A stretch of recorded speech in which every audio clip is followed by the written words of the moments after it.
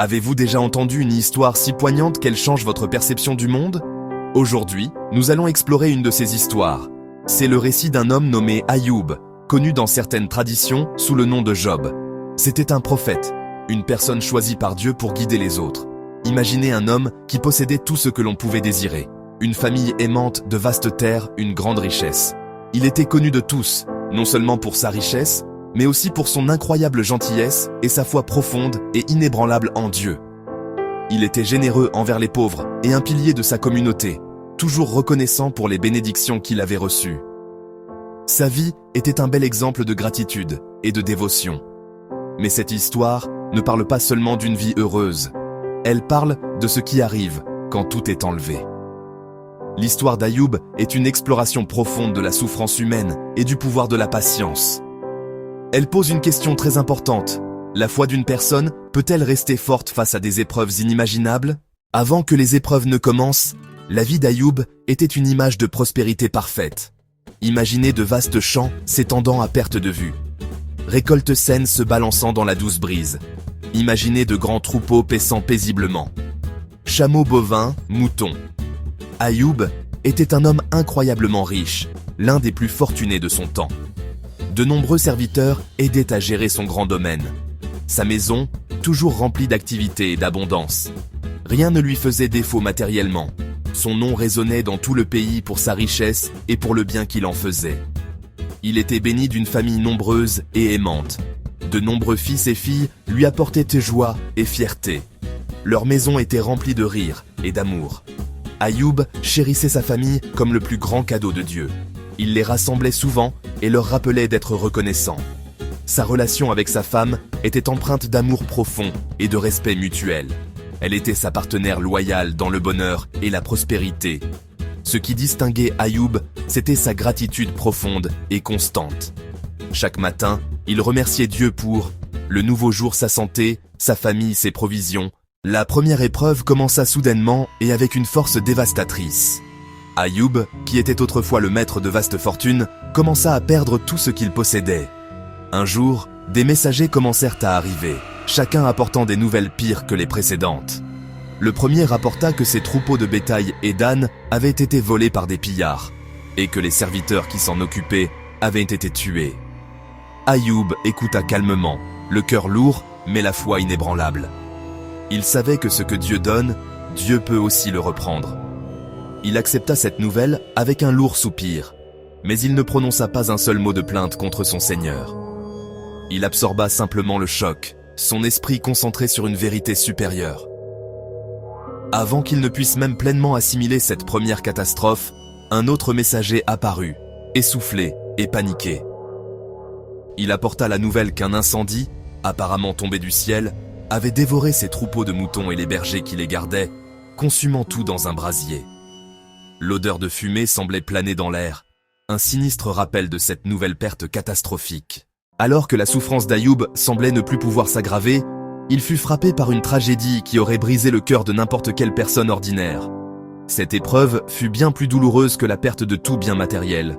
Ses enfants bien-aimés, ses fils et ses filles, étaient tous réunis pour un repas dans la maison de leur frère aîné. C'était un moment de connexion familiale, un moment de convivialité qu'Ayoub chérissait profondément. Ils profitèrent de leur temps, partageant des histoires et des rires, complètement inconscients du désastre qui allait les frapper. C'était la source de sa plus grande joie, le centre de son monde. Soudain, un vent puissant et violent s'engouffra du désert. Ce n'était pas une tempête ordinaire, c'était une force de destruction immense. Le vent hurlait avec une fureur terrifiante et frappa les 4 coins de la maison où ses enfants étaient y réunis. La structure, incapable de résister à un assaut si puissant, s'effondra en un instant. Tout le bâtiment s'écroula sur eux, ensevelissant tous les enfants d'Ayoub sous les décombres. En un seul moment horrible, les rires et la vie à l'intérieur de la maison furent éteints pour toujours. La source du plus grand bonheur d'Ayoub lui fut tragiquement et complètement retirée. Lorsque la nouvelle de cette perte insupportable parvint à Ayoub, son chagrin fut immense. Il s'agissait de sa propre chair et de son propre sang. Au lieu de cela, il tomba une fois de plus à terre en adoration, acceptant ce décret dévastateur avec la même patience et la même soumission qu'il avait montrées auparavant. Il réussit la deuxième épreuve, son esprit blessé mais non vaincu. Après avoir perdu ses richesses et ses enfants, Ayoub fut soumis à la dernière et la plus personnelle des épreuves, la perte de sa propre santé. Une maladie terrible et douloureuse affligea tout son corps. Des plaies douloureuses, des furoncles douloureux éruptèrent sur toute sa peau, du sommet de sa tête à la plante de ses pieds. La maladie était débilitante, le laissant faible et dans une agonie constante. Le prophète, autrefois fort et beau, était maintenant réduit à un état de misère physique. À mesure que sa maladie s'aggravait, sa position sociale s'effondra. Les gens qui l'admiraient et le respectaient autrefois le fuyaient maintenant.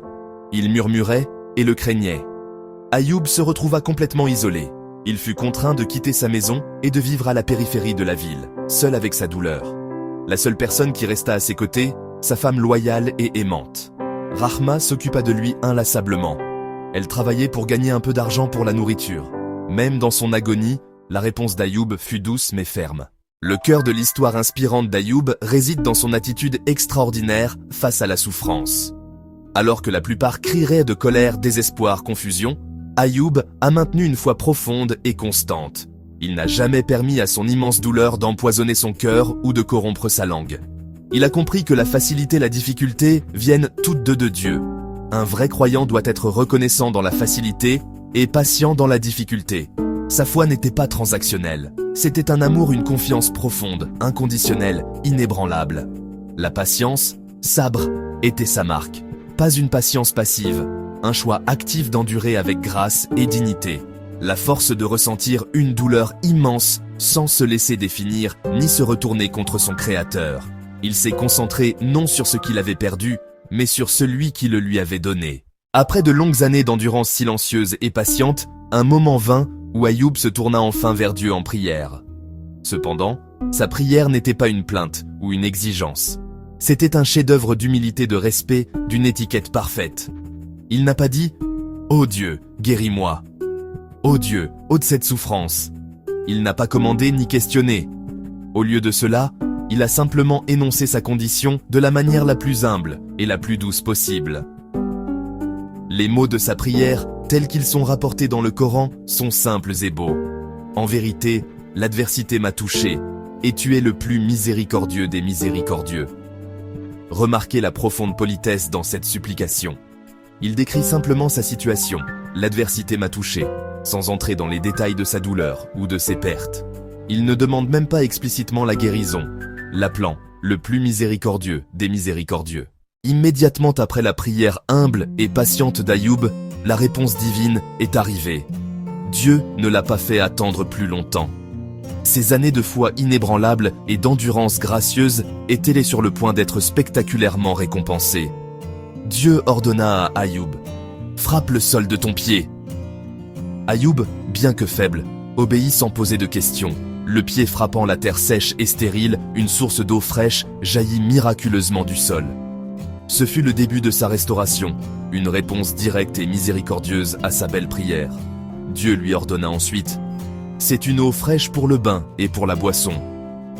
Ayoub but d'abord à la source, tandis que l'eau pure le traversait, elle commença à le guérir de l'intérieur. Les douleurs internes et la maladie commencèrent à s'estomper.